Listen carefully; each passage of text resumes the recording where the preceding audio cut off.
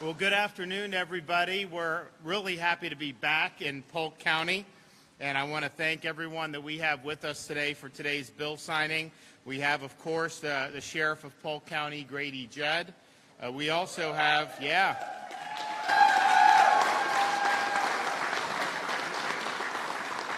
it's a lot safer county here than many other places around the country because they're doing it right. We also have from Seminole County, Sheriff Dennis Lima. I want to thank him.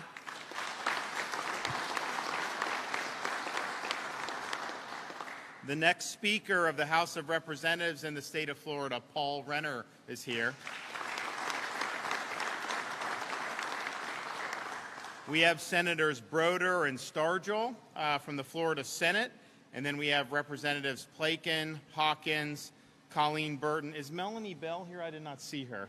Okay, so we have Hawkins, Burton, and Plakin. I want to thank them. We have Tom Konzi, paramedic with Polk County Fire Rescue. Thank you for being here. And we're also joined by two individuals who represent, unfortunately, a large number of families that have been personally impacted by fentanyl. We have Mike Catani and Ellen Snelling. Earlier today, my wife, the First Lady, held an assembly at a school in Osceola County to heighten students' understanding of the dangerous, life-altering effects of substance use and abuse. Her campaign, The Fact's Your Future, just one element of our strategy to address the havoc that drug abuse and misuse has wreaked all across Florida. We can and must lower the demand for drugs through education and outreach programs, but we also must fight the supply of drugs and crack down on dealers and traffickers, particularly of substances like fentanyl. And if you look at what's going on in the southern border right now, I don't think we've ever seen anything like this with the massive numbers of people that are coming across the border illegally. It's fueling a massive infusion of fentanyl into this country. And for the first time, I think, in the history of our country, the leading cause of death for people 18 to 45 in the United States of America is now fentanyl overdose. So we have seen this firsthand in the state of Florida. One of my first actions as governor was to create the statewide task force on opioid abuse to develop a statewide strategy to combat the opioid epidemic through education, treatment, prevention, recovery, and law enforcement. So today, we will be signing HB 95, which implements the recommendations of the task force into law.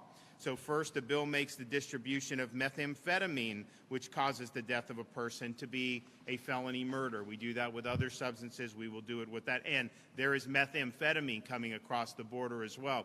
Used to see people making it here in the United States. It's actually not as much as it used to be, but it's way more coming across the border now.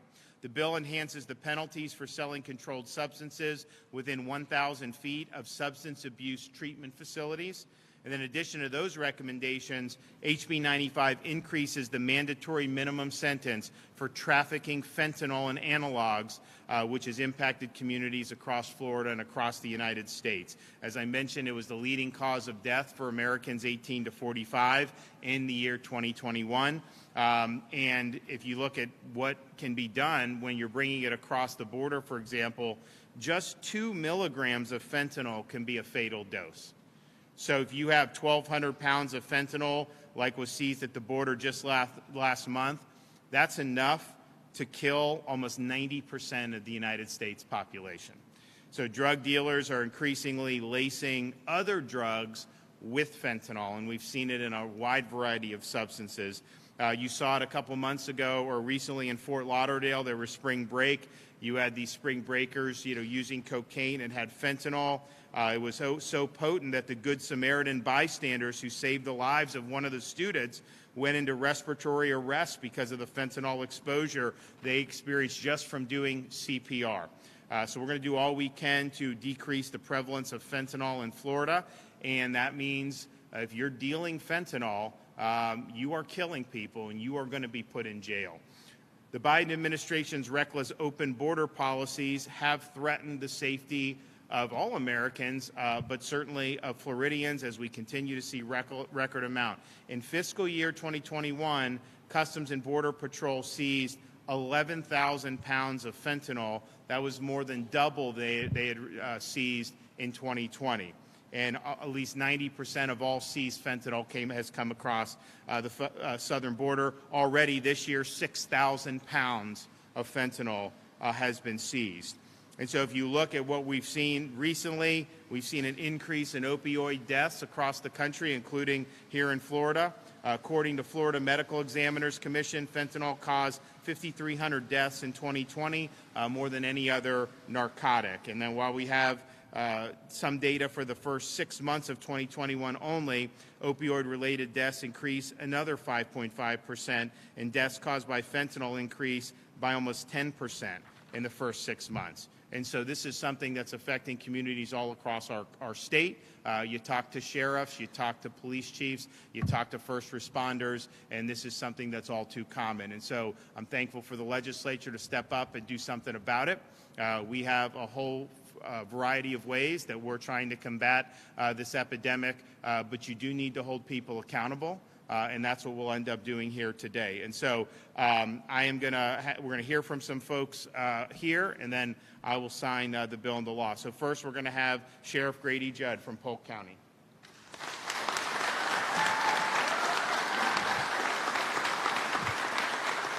Thank you very much, Governor. I just left a meeting, and a gentleman ran up to me and said, "You're going to be with the governor?" And I said, "Yes." He said, "Would you tell him something?" I said, "Yes. Tell him that God's here, then Governor DeSantis, and then you get to be third." And I said, I'll take that. I'll take third in that group any day of the week. So it is my honor to be here to tell you there's a reason why Florida is safe. And it's safe because of our legislature and our governor who leads the way. He has told me time and again that Florida does not prosper. People do not prosper if they're not safe and they don't feel safe. Since Governor DeSantis came to us as our governor, we are safer than we've ever been in this county. Our year-to-date crime is down this year, and it was lower last year than it was the year before. So, Governor, you made that happen.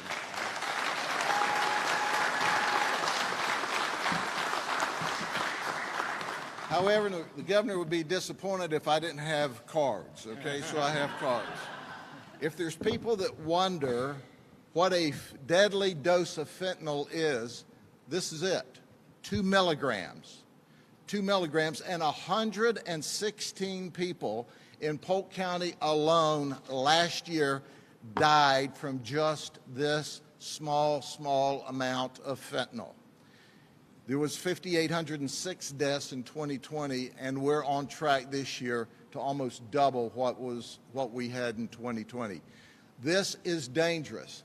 We've got a governor that cares for you, that wants to make sure that the sellers pay a price. Now look, sometimes it's not in that form. Sometimes it's in a pill form.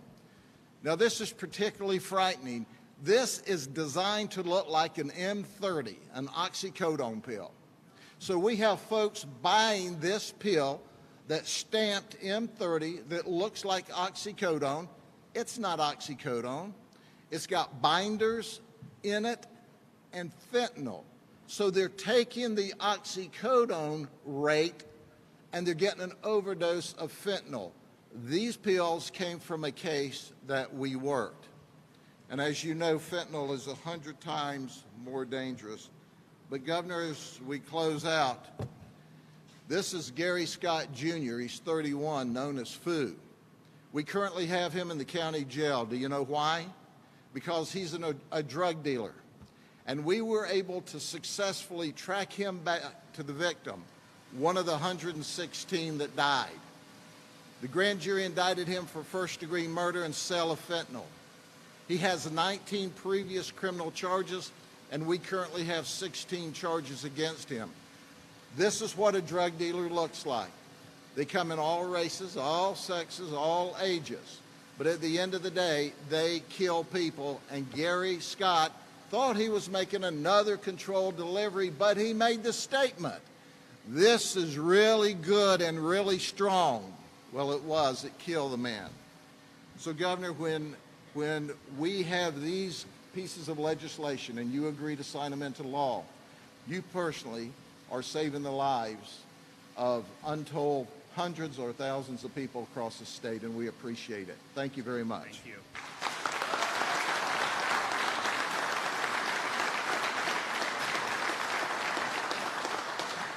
Okay, we have from Seminole County, Sheriff Dennis Lima.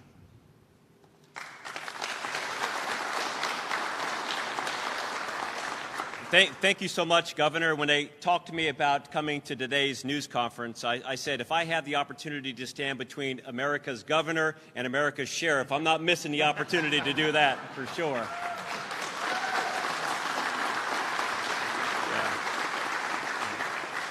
I'm serious, actually, but from day one, Governor, you have been steadfast in your commitment to look at this opioid epidemic in a very holistic approach. I just left the First Lady's news conference and gathering at the school, and it is so incredibly important to increase awareness. We know the story about Big Pharma right now, and here in the state of Florida, those individuals that helped create this problem are being held accountable.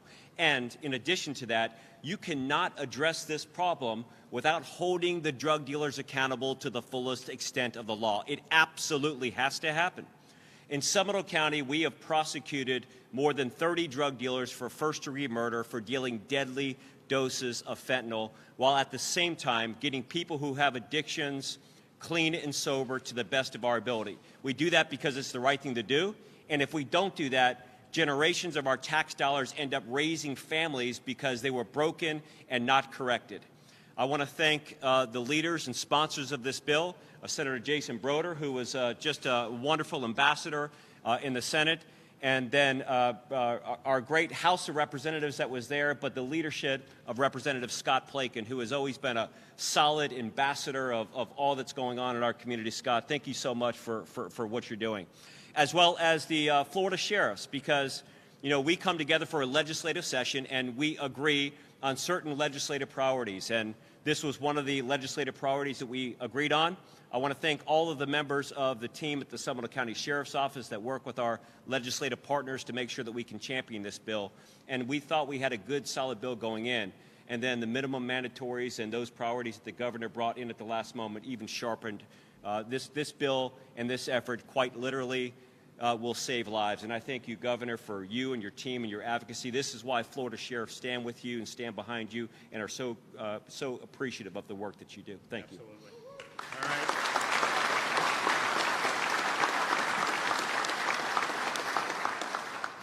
Okay, Tom Konzi, Polk County Fire Rescue Paramedic. Where's he at?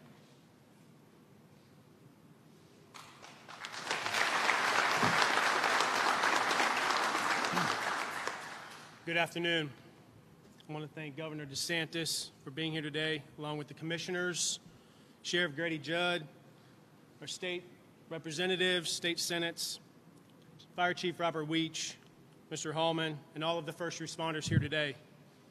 I'm Engineer Paramedic Tom Konzi, and I've been with Polk County Fire Rescue for 15 years. I stand before you today representing the first responders of this great state of Florida. I have the unique opportunity to tell you a story about fentanyl, a firsthand account of what us first responders see every day. The story stands out more to me than most. It was a typical shift sitting right here at this station, enjoying our night and ourselves. But when the tones went off for a call, it was an overdose. Again. These types of calls are typical, but not this one.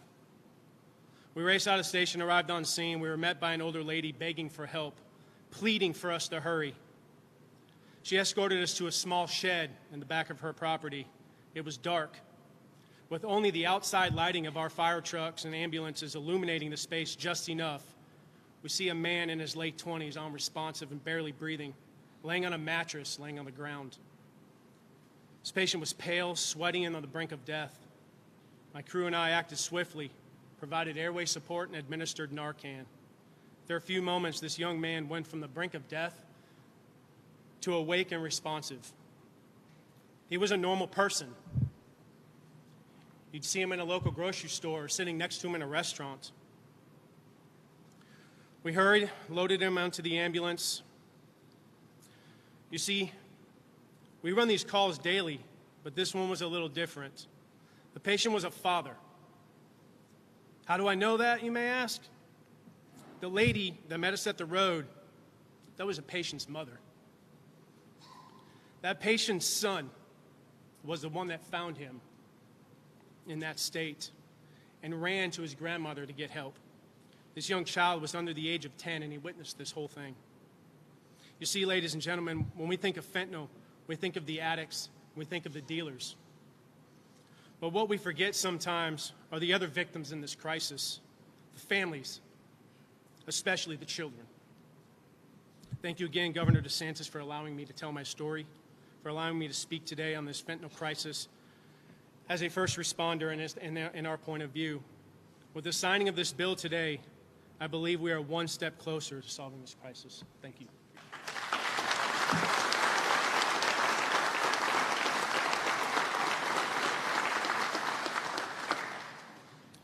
Okay, and to offer some personal testimony about fentanyl, Mike Catani. Where's he at? Thank you, Governor. I want to thank the governor's office and the governor himself for pushing for this. Means a lot to me and our family. In 2000, by the way, my name's Mike Catani. We live in Jacksonville, Florida, and I lost my 23-year-old son to fentanyl overdose in July 13th of 2018. Normal kid, grew up, a lot of friends, involved in sports, nothing abnormal. But from time to time, him and his buddies, which just seems like the norm now, they mess with things, peer pressure. They get try things, and then kind of spirals out of control, and he had a little bit of an addiction problem, and so we always warned him growing up, hey, listen, stay away from that stuff. You don't know what people's putting in things nowadays. And sure enough, we got a call one day that we couldn't get a hold of him, and we ended up, his buddy went into his apartment and found him unresponsive, and it was too late. And a lot of people think of people that have addiction problems. They think of them when they pass away, and they call it an overdose. They think of them as junkies, and you see in the movies street alleys, and they're behind dumpsters, shooting up or whatever. But they're everyday normal people just like us, and I refuse to call this an overdose, because I truly believe that if you're intentionally giving somebody something that is going to kill him, I'm going to call it a murder from now on, because that's exactly what it is. It's a murder. So hopefully that this will help. Too late for my son, but hopefully it will help other families in the future going forward, and get some of these guys off the street, and hopefully wipe this out. And again, I appreciate it. Thank you very much, and thank you for your time.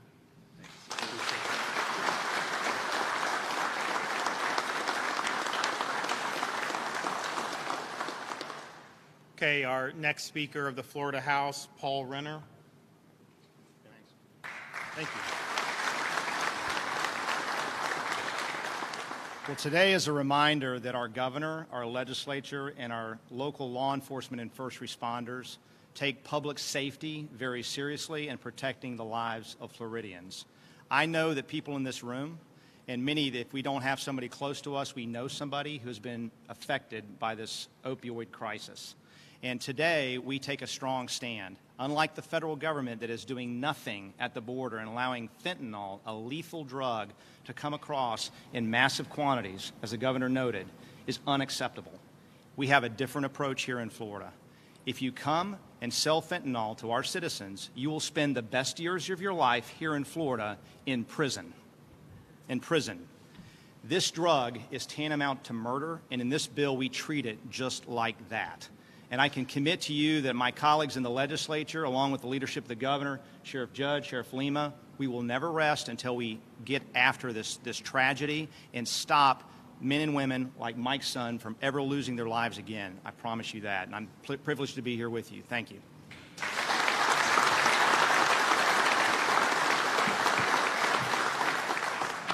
Well, thanks, and we're excited to be able to take another step to try to keep the state safe and protect people. And I think when you're talking about fentanyl, I mean, there are people that using these substances, some of them don't appreciate what this is.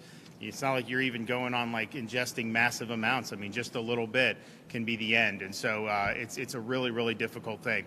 I also want to thank everybody here who's hosted us with Polk Fire. Also thank the sheriffs from both here in Polk and Seminole, all the deputies, all the firefighters. This year, this current fiscal year, we did $1,000 bonuses for every firefighter and police officer in the entire state of Florida. And so whether you're here, whether you're a deputy,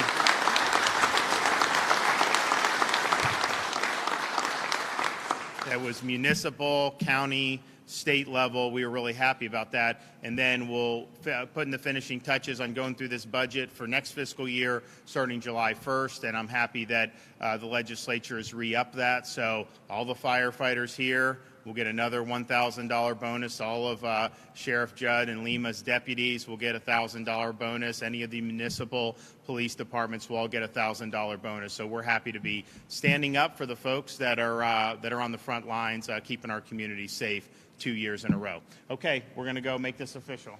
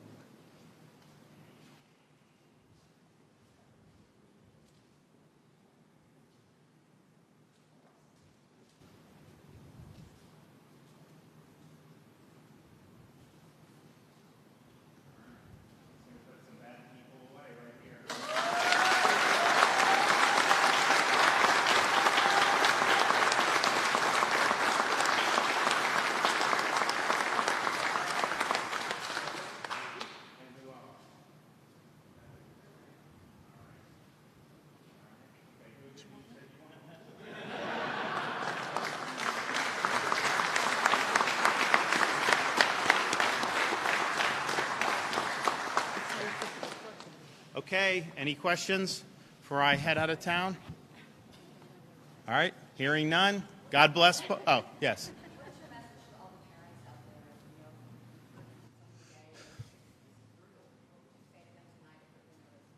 Well, any parent that suffered a loss, the entire state of Florida, our heart goes out to you.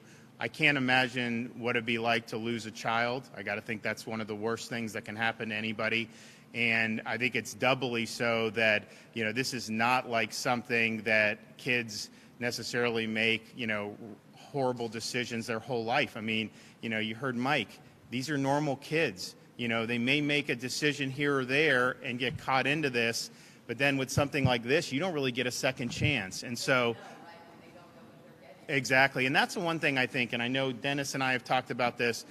You go to look at like certain street drugs that are considered, quote, not as lethal.